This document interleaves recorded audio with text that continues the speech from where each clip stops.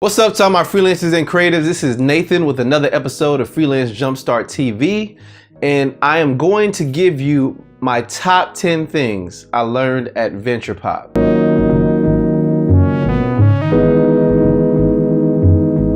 So just to start things off, this video is not sponsored by VenturePOP. As I mentioned in my last video, I was gonna head to a conference in New Orleans, Louisiana, and that conference is VenturePOP. So VenturePOP was a conference I first went to a year ago, and it's for creative entrepreneurs. It was absolutely great. So I went again this year, and they raised the bar even higher.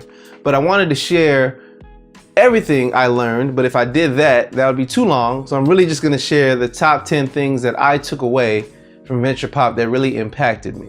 And this is not in ranking order, I'm just giving you 10 things. The first thing is, if you want to get results on Instagram, you have to commit and engage with the community for at least 6 months. So this comes from a talk that Jennifer Puno did, and she was on Instagram and she had her personal account and she had her business account, but things weren't really growing. So she didn't want to mix the two. So she said, I will only do business and I'm gonna do my personal over here.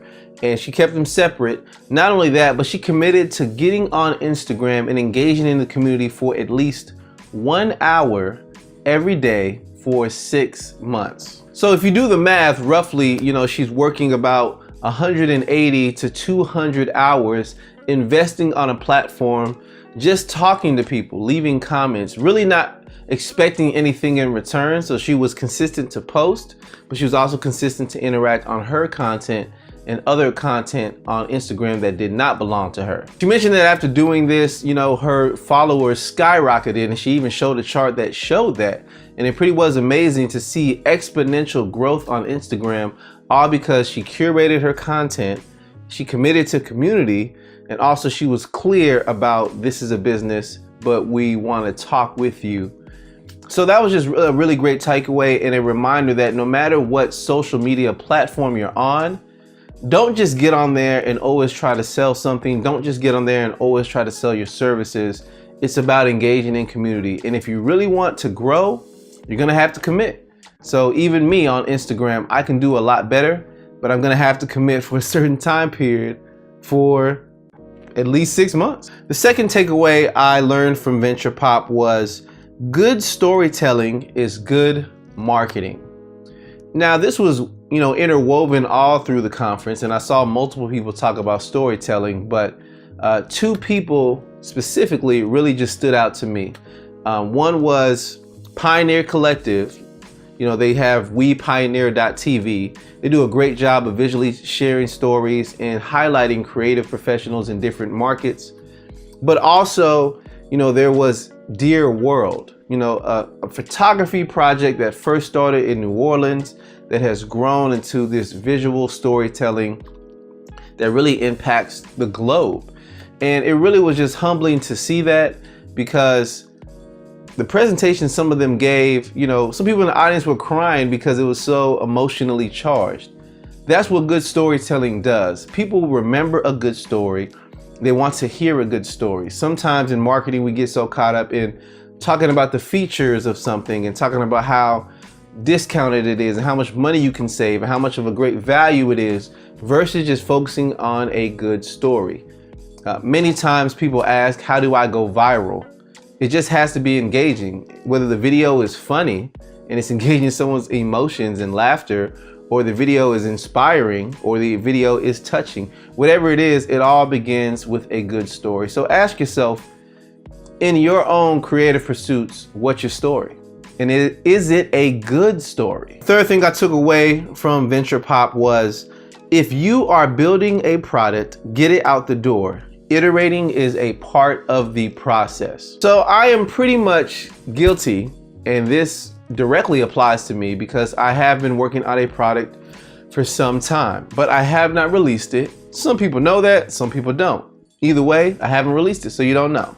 So just hearing and seeing all the projects people are working on and the things that they're releasing and the growth that they've had and what they've learned, it was just a reminder to me that I cannot get caught in perfection mode. And the same thing I'll say to you is, if you're working on something, share it with the world, or at least share your process with the world. It doesn't have to be 100% perfect, because getting something perfect doesn't mean it's going to sell. Getting something perfect doesn't mean it's going to be massively shared amongst everybody. You know, sometimes if you're almost there, sharing that is enough to get things started and for you to show your process and show I'm working on this thing.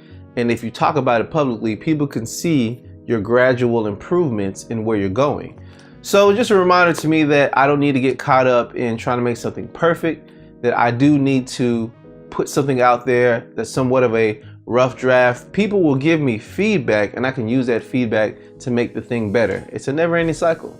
The fourth takeaway I have from VenturePOP is your goals are not big enough and you need to 10x them. Ironically, I've heard this before listening to the Sean West podcast by Sean McCabe and his team. So I've heard this before. I've also heard this in the book by Grant Cardone, the 10x rule. So I've heard this before, but hearing it again, for me, this is the third time in a different environment. It was just a reminder that if you have a goal, you need to hustle to get to that goal. But what if you 10x that goal? So multiply it by 10. What would it look like? Maybe you're saying, I want to build a website. 10xing that is you want to build a company and have employees, and the business is, you know, maybe getting startup capital, whatever it may be. But if you 10x what that goal is, even if the goal is simply income, there's a different type of worth ethic. There's a different type of hustle from someone who says, I want to make 100K this year versus someone who says, I want to make, 1 million this year. If you really had a goal of making 1 million, you would act different. You would hustle more. You wouldn't be so complacent sometimes. You wouldn't take things so easy. So it's just a reminder again for me in my business that whatever goals I have, if I 10x them, I'm behind. So I really need to get on it and think bigger. The fifth takeaway I have from VenturePOP is look for strategic partners when creating a project. They might sponsor you. So this comes from a talk that I heard from Wesley. I'm not even going to attempt to pronounce his last name, but he's a photographer out of New York City. And it was good just to hear him, talk with him, and meet him. But not only that, he talked about a project that he had called One of Many. And he was highlighting creative professionals in different cities. And he approached companies and told them about the project, told them what he was doing, talked about the prospective exposure the project would have, and sought partnerships. So he didn't pay everything out of his own pockets. He strategically chose partners that he had worked with previously or used their product and asked them to sponsor him. He walked through the logic of what happened and how to approach people for sponsorship. So it was just a reminder that you may have a project you want to work on that doesn't necessarily fit, in your business model, or you may have a creative project you want to do and it's not going to immediately reap a financial return. So if that's the case, maybe you can find a company or a strategic partner to link up with so that they can at least support your creative endeavors, and then they get the exposure they want and you got to do your creative project. The sixth takeaway I have is you must be able to communicate how you help people. So this was a talk I heard as Shanae Howard was talking, and it was just really good. She was just really comfortable in giving her talk, and she helps other people figure out what their branding is, somewhat of their messaging, what is their story. So she walks people through that. And it really was just a reminder for me that it's one thing to be good at what you do, and it's one thing to have skills. But if you can't communicate how those skills can help someone else reach a goal, or gain a certain financial goal they have, or overcome a problem in their business, they won't make the connection. A lot of times it's easy to show people, oh, look what I can do. Look at what software I'm using. Look at the camera I'm using. We get so caught up sometimes as creative as the professionals and the tools that we use that oftentimes it can be missed to say, this is how I can help you. So instead of saying, I have the best video camera, you can say, I can create a video for you that will last a span of 1 year and can help bring people to your business. That's a different mindset versus I make great videos. So learn how to communicate. Seventh takeaway that I have is write out your goals in a place that is highly visible so that you can see them. This comes from, Kathleen Shannon and Emily Thompson. They were there as one of the keynote speakers. And as they were talking, they just talked about, what they have in terms of setting goals for themselves and setting goals for their business. And really, they wrote out those goals in a visible place, and they had expectation to meet those goals. And seeing them every day, it was a reminder that they needed to get them done and needed to stay in the top of their mind. And if they weren't reaching those goals, they had to change something. One of the cool quotes from their talk was, a goal is just a dream unless you write it down and actualize it. So I know I think of 20 things, every second, but the things that I'm serious about, I definitely need to write them down someplace visible, maybe put them on my wall or something, make them visible and say, that is what I'm going to do this month, or that is what I'm going to do this year, this week, whatever it may be. But write any goal down so that it's the actual goal and not just a fleeting thought. The 8th takeaway I have is, if you cannot afford a base rate, it's an automatic no. So perhaps many times in my business, I love working with people. There are projects that I like, and I know the individual can't necessarily afford where my business is moving towards at the moment. And sometimes I still work with them because I want them to see success and I want to invest in their business, but that is time that's taken away from me. And one thing that I need to do a better job of is learn to say no. Because to be honest, I may be doing people a disservice. For example, perhaps someone comes to me and they want something done, like a website, and I agree to it because I want to help them. And then later on they come back and they need more help, they need more changes.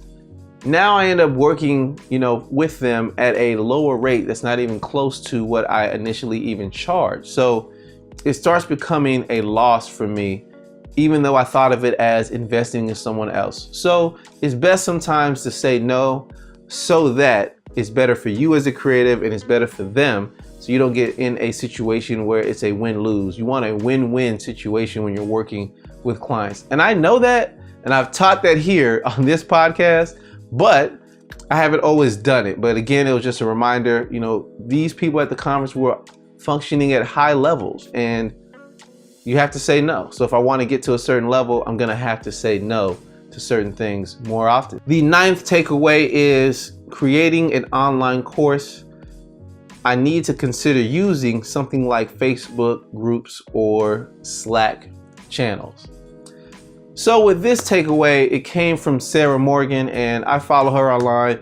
She does a great job of putting content out there, and she talked about some of the communities that she's built up and some online courses that she's done. And shameless plug, I'm working on an online course called Freelance Jumpstart, which is just about helping creative entrepreneurs start their business and certain things that I did not learn in school, and I only learned through experience, that they don't tell you, like how to file taxes or how to come up with a business name. How do you market your services? How do you come up with what to charge people? Questions like that is the resource that I'm working on.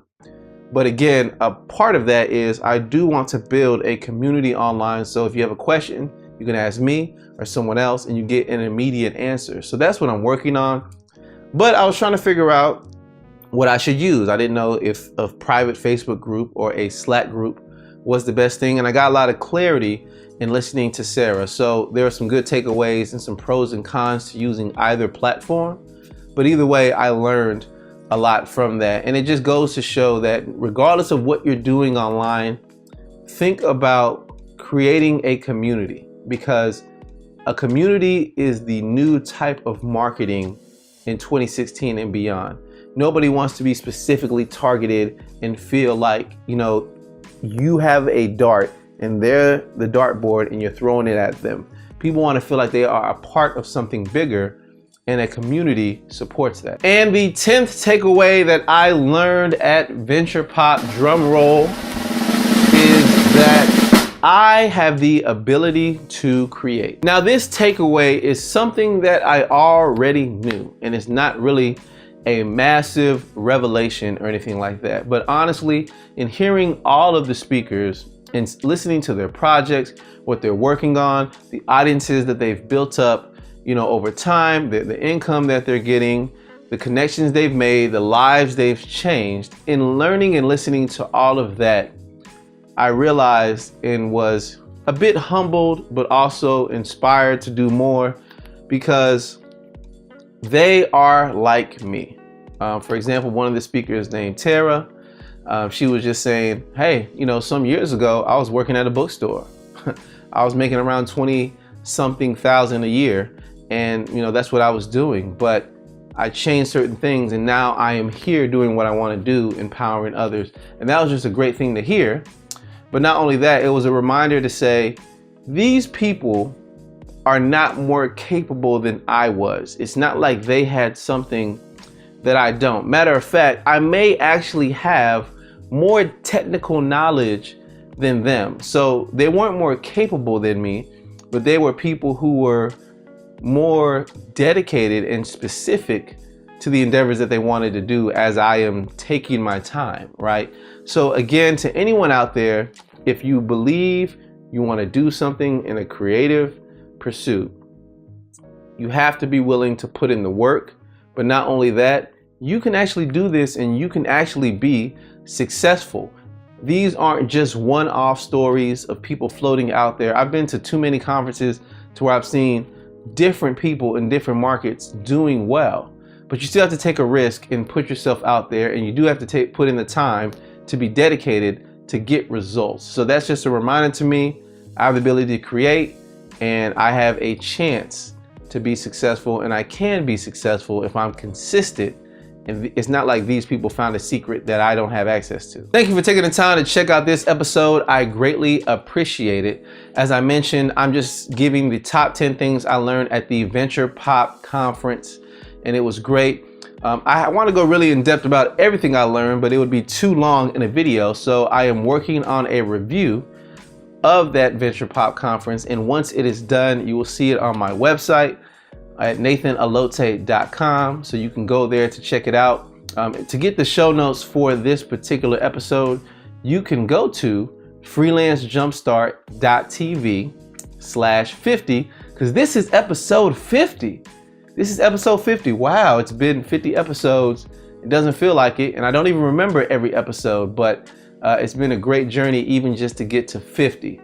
So that's a good and great thing, and I'm glad you all have joined us. And if you're new, I'm glad you've taken the time to at least listen or watch this particular video. Thank you once again, and I will catch you in the next one. See ya.